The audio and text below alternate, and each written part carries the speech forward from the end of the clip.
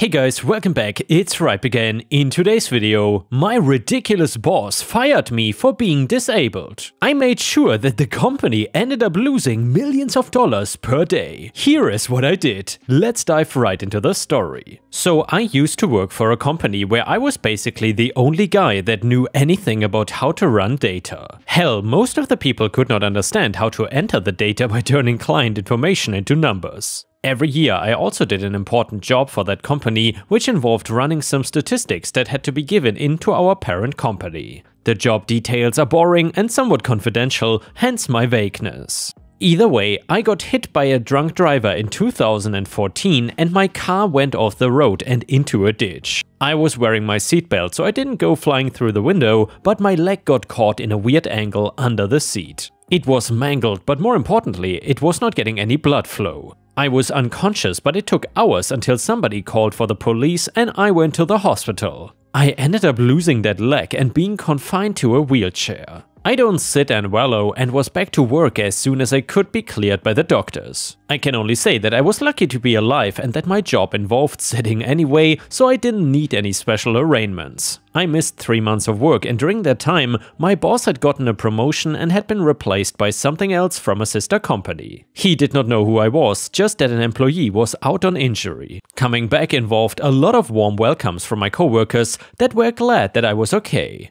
The new boss did not want to greet me with that same level of enthusiasm. He seemed very cold at first, but sometimes a new boss wants to be a badass or show that he's all business. I get that. It was not until 2 days later when he called me into his office. I realized that he had a problem with me. Boss, this is not working out. Me, what? Boss, I get that the company needs diversity, but we can get that without somebody like you slowing everything down. Me, what exactly are you saying I slow down? Boss, everything. Being in that chair and getting a paycheck as high as you do for doing nothing? It's insane when we both know you should be on disability making much less. You cannot be useful to the company. Me, you wanna fire me for being disabled? Boss, you clearly cannot do any work in your state. Plus, it's very disturbing to look at. We would end up paying for therapy after everybody sees your missing leg. Me, you know that you cannot fire somebody for a disability, right? Boss, you're being fired for unsatisfactory work. Now I suggest that you clear out your station and go home now. Me, you know what? Fine.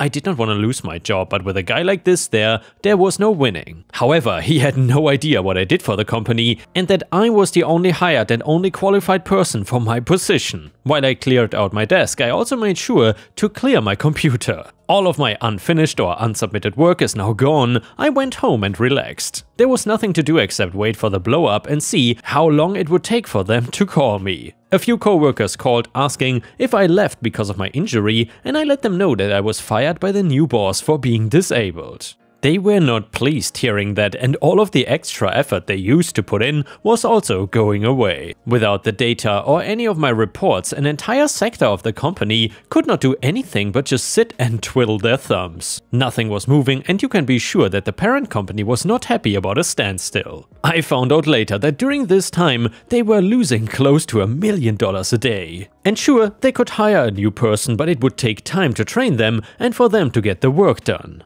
I got a call from the boss of my boss asking if I had any of the info on my home computer or email. I told him that I did not have anything, and since I was not working for the company anymore due to my bad performance, he shouldn't call and ask for anything. I was being extremely petty and enjoying the company losing money, and the new boss being the one to blame for this. The next call I got involved the HR department saying they were investigating my termination as wrongful. The boss of my boss was also on the line, and it boiled down to them wanting me to come back to my job. They were apologizing for how I was treated, but I told them that they should not be the ones telling me this because they did not fire and insult me. It turns out that the new boss refused to be part of the meeting because he did not believe that he did anything wrong.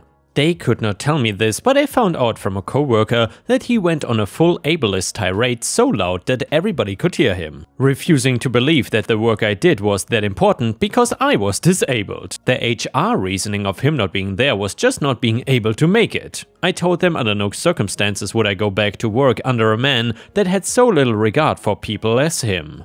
They said they wanted to schedule another meeting for 2 hours later and basically begged me to come into the office. I did not want to, but I ended up agreeing and finding myself back in a building I didn't think I would see again. Luckily, I did not see the boss anywhere, which was good because if he said one more thing to me, I might not have been able to bite my tongue. In the meeting, I found out that he was fired and asked if now I would be willing to come back to work. They needed me so badly they got rid of him in those 2 hours. For a second, I was thinking they might offer me that job, but it was just my old job back. It made sense since I was not really qualified for the boss position. They were going to give that to somebody else in the company I knew and wanted them in at the meeting to hire me back just to make sure it went well. I agreed to come back with an increase in pay now that I was under a better boss. In a couple of days I had the reports done and the company could finally get moving again and stop losing money. If it wasn't for being under a larger parent company, we might have went bankrupt from me not being there. I regret none of my petty actions though, and if somebody wants to mess with me for being disabled again, I can promise to find a way to pay back everything they deserve. And here, ripe stars, we should add this one to our sayings. Right next to "don't mess with a farmer,"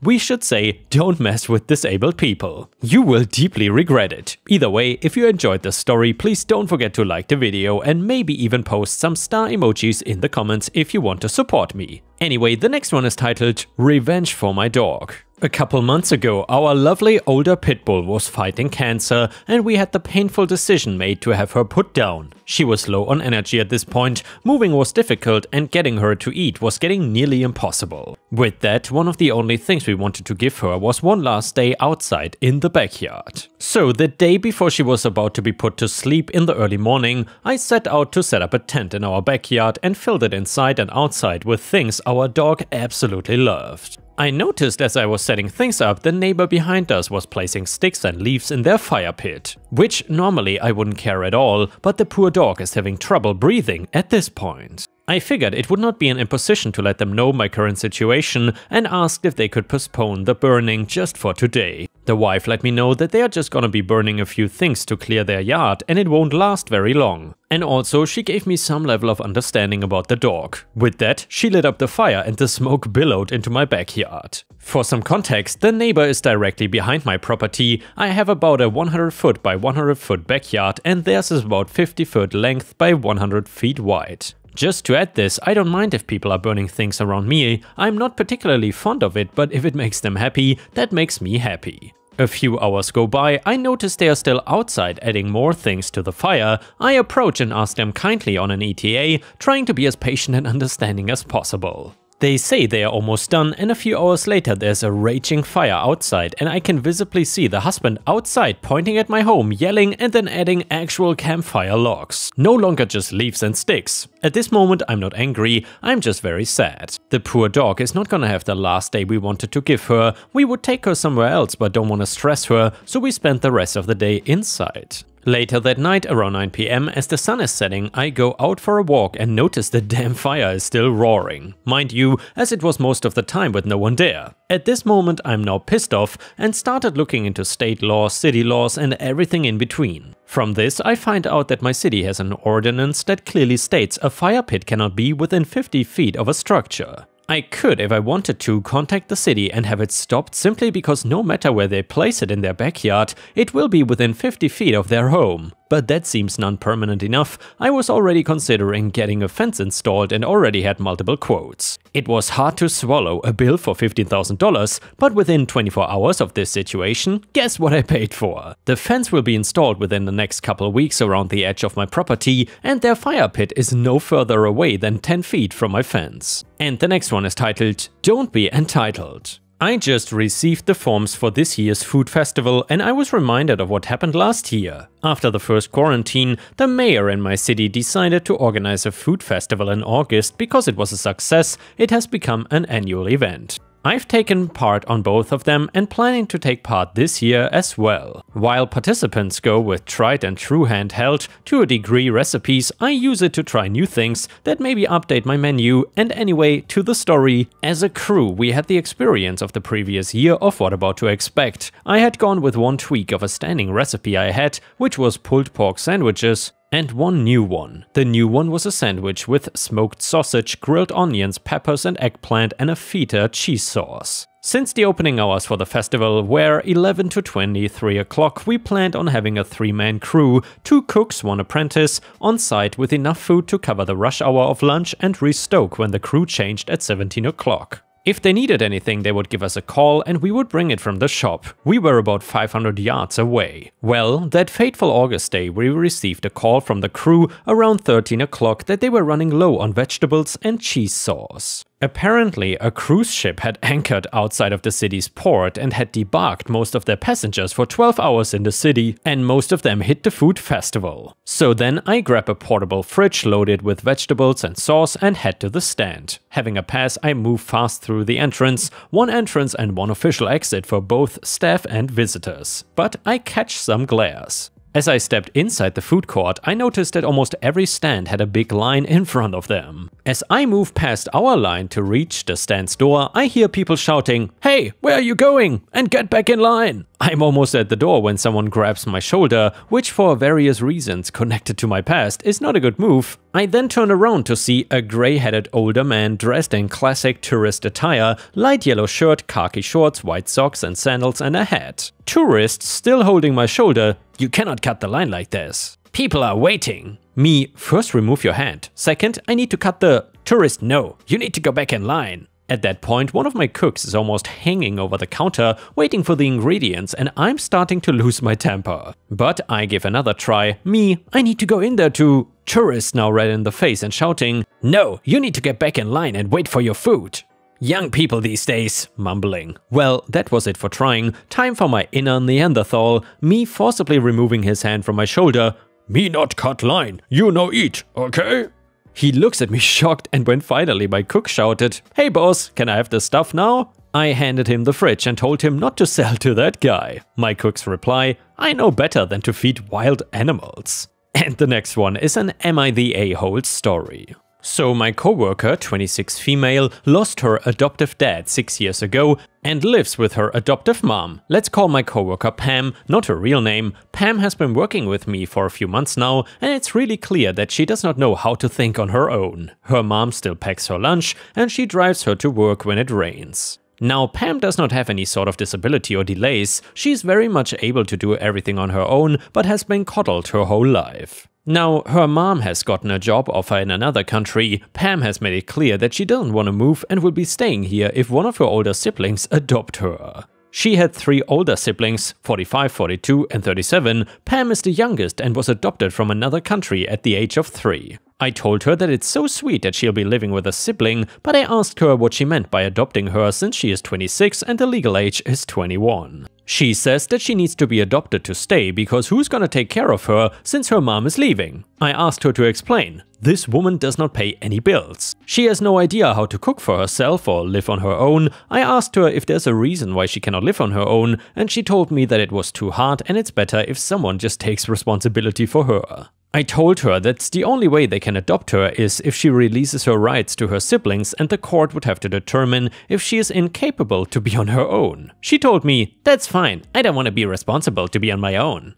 I asked why she has a job then, and she basically told me that she works to fund her shopping lifestyle. She has the latest phone, gets the newest purses, always comes to work with a $7 coffee, and has really nice clothes. I asked why she doesn't just budget her money better so she can live on her own. She looked at me like I was crazy. I flat out told her that her sibling would not be smart for adopting her because there's no reason to be adopted. This made her mad and she reported me to HR. I now have to write an apology memo and submit it to her by Tuesday. Now I'm thinking I should have stayed out of it, but this girl has no idea how the world works. And yeah, ripe stars, let me know in the comments what you think about this story. Do you think OP is the a-hole or not? Edit. Pam started the conversation and we always have these kinds of talks. Even if we disagree, we move on. She's one to talk about everything at work. She does more talking than work. This is just the first time HR got involved. Comment number 1, you are the a-hole. You're not wrong, it's just not your place. Comment number 2, everyone sucks here. She is clearly a coddled idiot and I really hope nobody adopts her. Her family needs to make her step up into adulthood. That being said, you should have seen that there was no upside to saying anything to this strange person. Comment number 3, not the a-hole. She talked about it and you gave your opinion. And forget all these you are the a-hole comments. They are all from mama boys and girls and they don't like the judgment you made on her lifestyle. Most likely most of them are living with their parents and spending the money on $7 coffee. In my opinion, your coworker has some mental issues that she needs to figure out. The next one is titled Petty Revenge Employer. More than a decade ago, I worked at a health food store while I was in college. It was a relatively low-stress job that paid a low wage, but I enjoyed it. I never knew that the ownership was not happy with my performance. They never bothered to speak with me. However, the day before I graduated from school and with my entire family in town, they went ahead and fired me. No reason, just said they did not think I was working out. I was heartbroken and worst of all, confused. I have mostly forgotten about my time there except for in the past year. In my professional job now, I have received a number of promotions. That's been fun, but it's also come with a huge surge in unwanted salespeople reaching out to me on a daily basis. In my annoyance, I have developed an absolutely crazy habit. I tell the exceptionally irritating salespeople, those who persist after I tell them no, to give me a call to discuss what they are offering. Only, instead of giving them my number, I give them the number to the health food store that let me go all those years ago. I started doing this at the beginning of 2021 and so far I have given their number out to 94 hungry salespeople, many of whom reported back that they and the health food store were both angry and asked me to grow up. Fair enough. But for me, it kills two birds with one stone. Number 1, reminding the health food store that fired me for no reason that I'm now a vice president and also wasting the time of salespeople who literally won't take no for an answer. I know, it is petty as hell. And guys, if you've ever gotten petty revenge on someone, please feel free to share your story in the comments or on r/ripe stories on Reddit, which is our own subreddit. The next one is titled Revenge on a Cat? Ever since my wife became pregnant, our cat has become obsessed with sitting on her. I will be sitting next to my wife on the couch, empty lap covered with a warm blanket, and this a-hole of a cat will walk right across my lap to lightly tap on her arm, indicating that she should put her laptop away so he can sit there. This also extends to bedtime, where he will spend most of the night being king of the hill, curled up on her belly or hip. He is very comfy and pleased to be there that there is very little that would convince him to move. Not even, for example, if he has to cough up a hairball. No, he will just do it where he is. And if my cat is king of the hill, guess who lives in the valley underneath? That's right, that's me, specifically my arm.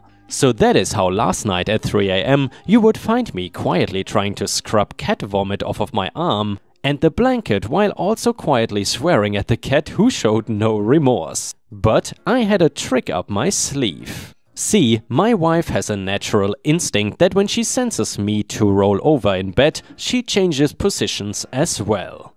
Knowing this trick has been useful in the past. For instance, if she is snoring, I can get her to adjust her position and breathe better without even having to wake her up. So I finish cleaning, get back in bed and wait. Sure enough, within a few minutes he is back on top of the hill. I wait long enough for him to settle down and get nice and comfy, and when he is all tucked in and happy as can be, the time has come for revenge. I roll. Oh no, a natural disaster has occurred and an avalanche has thrown the king off of his throne into the valleys below. He climbs back up again and settles down. I roll again.